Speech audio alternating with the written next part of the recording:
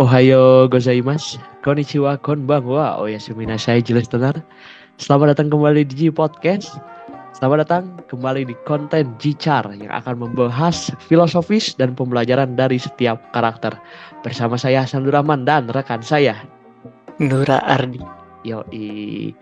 Setelah di episode debut kita membahas karakter dari Avatar Sentai Dawn Brothers yaitu Momoitaro.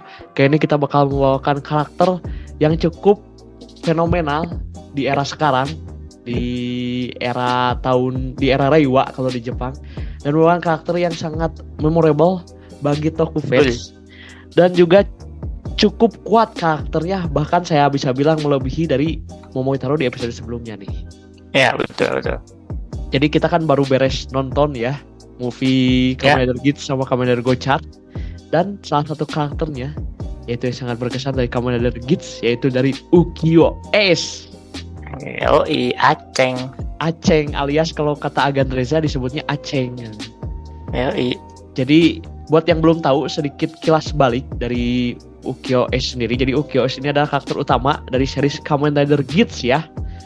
Dia tuh jadi apa ya? Jadi apa tema hewannya tuh? Rubah. Nah, jadi tema hewannya tuh tentang rubah. Dan di mana secara karakter itu ada filosofis dari rubah itu sendiri ya, Bang ya. Betul. Sebelum masuk ke situ, ini sedikit cerita aja gitu. Jadi S ini digambarkan sebagai seseorang yang memiliki digambarkan sebagai seseorang yang cool, kalem, santai, terus juga pembawaannya juga sangat-sangat menarik dan beda seperti MC Kamen Rider pada umumnya ya, Bang. Betul. Ya. Biasanya yang kayak gini-gini tuh bisa jadi yang jadi second atau third ridernya gitu loh. Betul. Nah, di Kamen Rider Geats ini tuh malah jadi karakter utamanya. Kalau kilas balik sedikit, zaman dulu itu ada kayak contohnya kayak Kamen Rider Kabuto. Kamen Rider Decade ya kan? Jarang gitu. Jarang jadi MC lah, jarang jadi MC gitu. Cuma sedikit tipe-tipe yang kayak gini nih. Kalau kita mengingat di ceritanya, jadi S itu apa ya? Sebenarnya S itu seorang karakter yang reinkarnasi gitu. Kalau di ceritanya tuh, dimana dia tuh bukan manusia biasa lah, spesial lah pada intinya gitu lah. Betul. Sampai pakai telur dia, Pak. Betul. Dan di ending dia jadi dewa. Spesial. Ya, pakai telur spesial dia. Nasi goreng, Pak.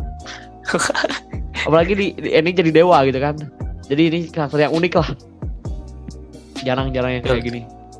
Nah, kenapa kita mau bedah karakter S ini? Karena banyak filosofis yang tidak terduga dari seorang karakter Ukyo S ini ya.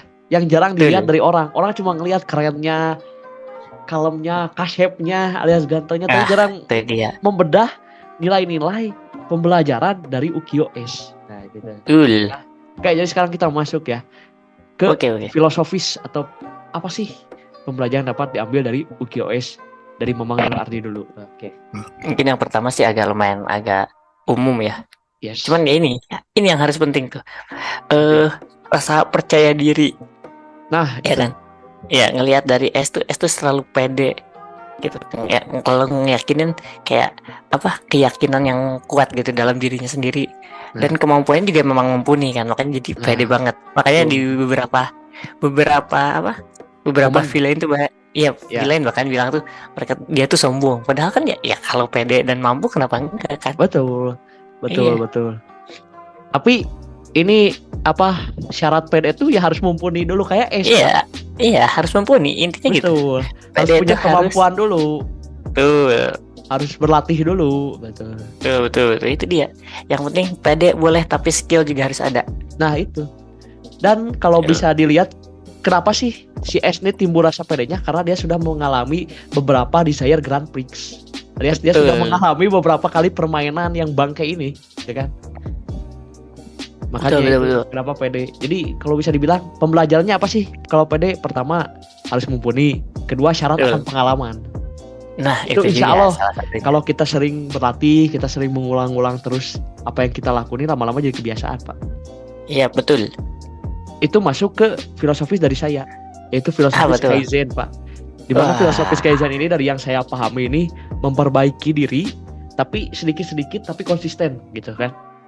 Iya betul. Kita bisa lihat konsistensi dari Aceng, di mana dia ikut DKP dari zaman baheula pisan, dari zaman awal peradaban manusia sampai era Ya, tahun 2020-an.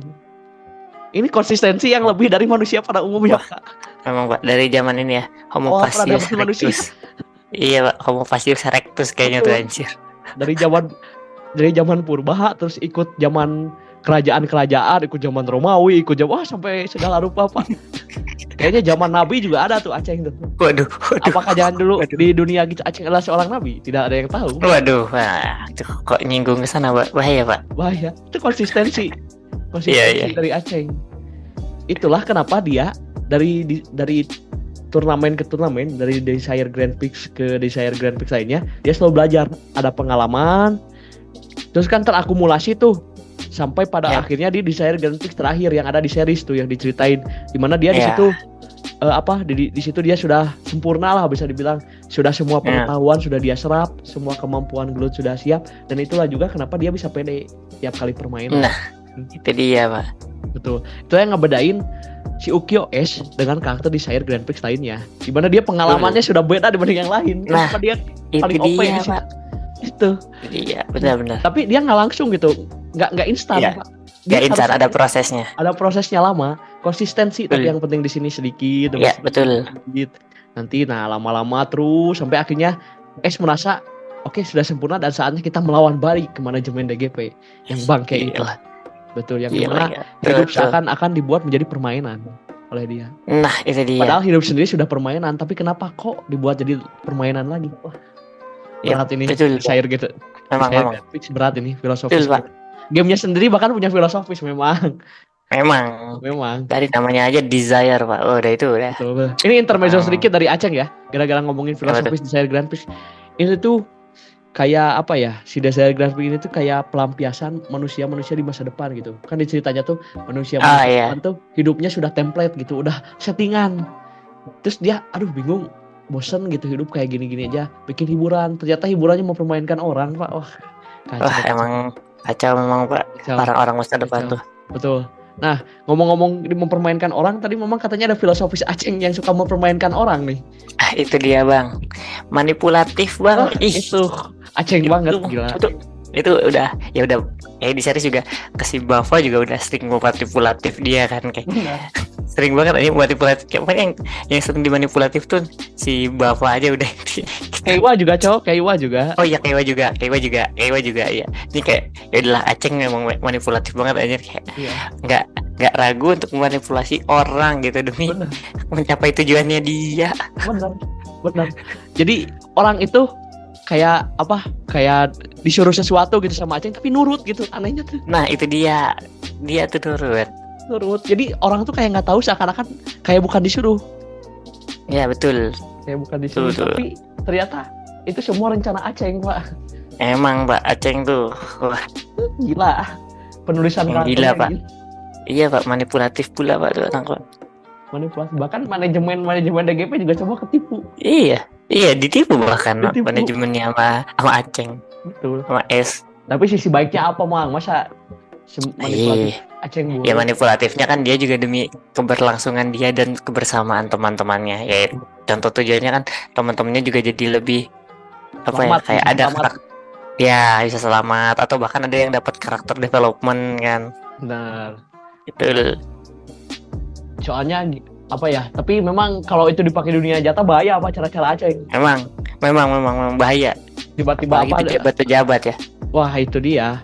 Itu menggunakan gratifikasi, menggunakan trik-trik berbahaya, bahaya Aceng. Iya. Wah. Waduh. Kan Aceng kadang suka menawarkan item. Nih, kamu pakai item ini aja. Kamu pakai item ini. Iya. Nanti kamu makin kuat loh. Ternyata masuk perangkap dia. Betul Bang. Aduh, ngeri. Nah ini juga nih, selain manipulatif, tapi jahil parah Pak Aceng. Ini sisi kocaknya nih. Sisi kocaknya. Jadi meskipun dia tuh manipulatif, udah memanipulatif, jahil lagi. Nah itu dia Pak. karena rubah itu tadi kita sempat singgung di awal, itu filosofi rubah Iya. dari Aceng tuh jahil, sering bohong, sering nipu demi keuntungan dia pribadi. Parah ini. Iya, Parah ini. Tapi bagus lah. tidak Maksudnya banyak contoh. baik tapi tujuannya sebenarnya. Tapi Iya. cara yang dipakai Pak, ini beda sama MC Iya pada sih. umumnya. Ini malah kayak Ya, anti-hero. itu dia. Ya anti-hero sih. Caranya Anti-hero. agak-agak ini ya. Iya, bahkan Taplak. teman-temannya sendiri juga bingung gitu. Kayak ini si Aceng tuh lagi musuhin kita atau lagi nemenin kita nih, lagi berkubu pada siapa nih, bingung, sering bohong. Iya, iya. Sama yang kocak tuh kalau misalnya udah ngebohongin Keiwa, Pak. Wah, udah. Udah. Itu udah paling kocak yang kemarin Tiba-tiba- di movie juga. Iya. Yang di movie sih paling kocak tuh Bener. aja itu sama Hotaro lagi. Sama Hotaro disuruh dibiarin masuk ke perangkap. Iya, coba. Suruh duluan, udah coba. nggak apa-apa kalian duluan biar kalian yang menang. Ternyata perangkap. Dia jadi tahu perangkap. Gokil memang. Iya, memang Terus- sudah jahil dan manipulatif dia tuh. Bener, asli sumpah. Sama ini Jaya-Jaya tuh misalnya tiba-tiba ngegelutan, tiba-tiba ditembak lah, tiba-tiba diapain lah. Ya banyak banget yang kayak gitu tuh. Wah, Momen bohong kayak gitu. sih. Paling sering bohong sih. Ya bohong paling sering sih. Banyak cara-cara dia pas di series itu bohongnya sering banget supaya dia dapat itemnya, supaya dia ngalahin yang lain kan, pakai bohong. Betul. Tuh. Tuh Tapi Pak, banyak banget Pak itu. Ada bohong-bohong yang keren, Pak. Misalnya kayak Coba waktu itu mau membongkar bahwa si Game Master yang pertama tuh jahat. Kan dia bohong ke yang lain dulu. Iya. Cuma dia yang Iya, tahu nih padahal. Tapi nanti di akhirnya barulah kebongkar semua. Supaya yang lainnya Betul. jadi korban lah ibaratnya. Itu keren. Betul. Nih memang filosofis apalagi nih? Apalagi ya? Ini sih. Kayaknya sepaket sih ini. Karena melihat dari kepiawaiannya kayak dia tuh selalu learn by experience gitu kan. Gila. Dia tuh rasional, Pak. Oh benar, berpikir logis Gitu. dalam setiap Selalu keadaan. berpikir logis. Dan kalau rasional tidak dibarengi dengan tenang itu akan susah. Susah. Ya dong. Berpikir logis tapi panik kan susah juga. Ya. Makanya dia tuh orangnya rasional dan juga tenang. Nah itu penting sih. Iya. Meskipun cuma Kita main game, menghadap- Pak. Meskipun main Betul. game. Ya intinya gini, kalau kita dapat ada masalah, kan kita tuh harus berpikir rasional dan tenang gitu. Iya, benar. Nah kita harus coba kayak gitu. Ya. Betul kan? Betul. Berbanding terbalik dengan Bafa dan Keiwa. Kalau Bafa terobos, kalau Keiwa terlalu Iya takut. Betul. Terlalu naif kalau Keiwa. Kalau Bafa Iya, terlalu Keiwa. terobos. Kalau Keiwa kan terlalu MC lah kita. Kalau MC kita bilang ya, terlalu karakter pada umumnya. Ya, terlalu Artinya, MC. Aku harus menyelamatkan semua manusia apapun caranya. Gitu. Nah itu dia. Kalau Bafa terlalu terobos, Pak, bahaya itu. Memang. Aduh, emang Gisni terlalu berkesan karakternya parah. Emang Pak, wah banyak banget Pak. Apalagi Nago Pak. Waduh. Wah, Nago gimana Nago sekilas? Tadi kan Bafa terlalu terobos, Keiwa terlalu naif, kalau Nago terlalu apa? Terlalu bergantung orang. Ya, terlalu mengikuti arus. Iya, terlalu bergantung orang. Dia tuh Oh ini Pak, ada satu yang luput dari Aceng. Apa tuh Pak? Kita lupa tujuan Aceng ikut DGP Pak. Iya benar. Mencari mama. Men. Itu. Nurut sebagai anak coy. Nah itu. Pada awalnya tujuan Aceng ikut Desire Grand Prix itu mencari mama. Betul. Tapi ternyata Aceng menyadari bahwa Desire Grand Prix ini bobrok. Akhirnya tujuannya berubah tuh. Apalagi setelah bertemu sang mama. Dia berubah tujuan untuk menghancurkan DGP itu sendiri. Jadi Aceng tuh apa ya, nilai yang bisa kita ambil tuh selalu ingat orang tua walaupun orang tuanya terpisah ribuan tahun dengan sang anak. Betul kan? Betul. Di series kok mamanya lebih muda dari Aceng gitu kan. Iya. Betul. Selalu jadi apapun situasinya, walaupun kita sedang bertarung, sedang gelut, sedang apapun harus tetap ingat pada orang tua kita yang telah melahirkan kita. Itulah filosofis. Itu filosofis Aceng paling max itu. Betul. Wah itu saya luar biasa Pak. Luar biasa Pak yang itu juga. Selalu ingat orang tua. Ya kan? Ya betul. Orang tua itu penting. Betul. Dan di akhir-akhir series dia mempertaruhkan segalanya demi menyelamatkan emaknya. Nah, emaknya sudah menjadi batu. menyelamatkan apapun situasinya. Gila nih. Tapi akhirnya si emaknya juga yang berkorban kan pada Aceng untuk menjadi Gisnain. Gisnain kan kekuatan emaknya. Tapi itu sebelum proses ke Gisnan tuh Aceng mempertaruhkan segalanya untuk emaknya, karena itu tujuan awal dia ikut gelut-gelutan yang ikut permainan yang gak jelasin itu demi sang emak gitu. Meskipun dia nggak tahu siapa emaknya kan awalnya. Awalnya nggak tahu mukanya, bahkan nggak tahu mukanya kayak gimana, cuma dari belakang doang. Tapi dia selalu ingat ini orang tua saya harus cari ini orang tua sampai ketemu, bahkan harus melewati beberapa reinkarnasi dulu.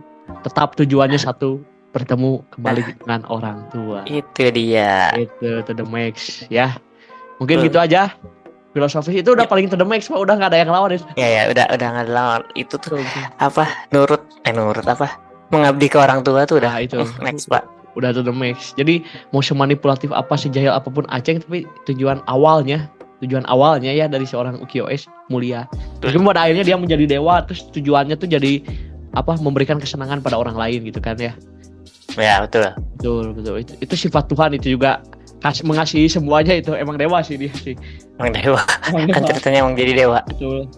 Jadi tujuan akhirnya sebenarnya pas dia telah bertemu ibunya tuh tujuan paling ultimate kalau diceritanya, tujuan paling akhirnya tuh membahagiakan semua orang. Tapi menurut kami tujuan paling ultimate-nya tujuan awalnya lah.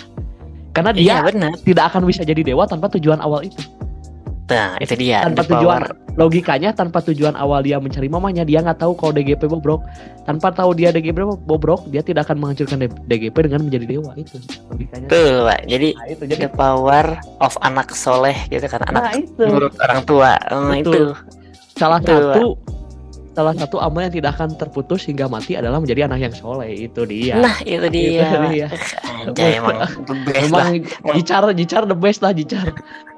Betul. Jicar the best. Oke. Ya, demikian episode Jicar kali ini. Siapa lagi karakter yang mau kita bedah? Silahkan di komen-komen ya. Jangan lupa di follow sosial media J-Podcast di @jpodcast_, ada di Instagram, ada di Twitter, Spotify-nya J-Podcast, jangan lupa di follow. Ada YouTube Short-nya di J-Podcast, semuanya jangan lupa di follow dan di subscribe ya. Instagram saya pribadi juga ada di @mhasanabdurrahman. Kalau memang di @nurardi1123 semuanya ya. Betul. Oke. Demikian episode kali ini, sampai berjumpa di episode selanjutnya. Bye.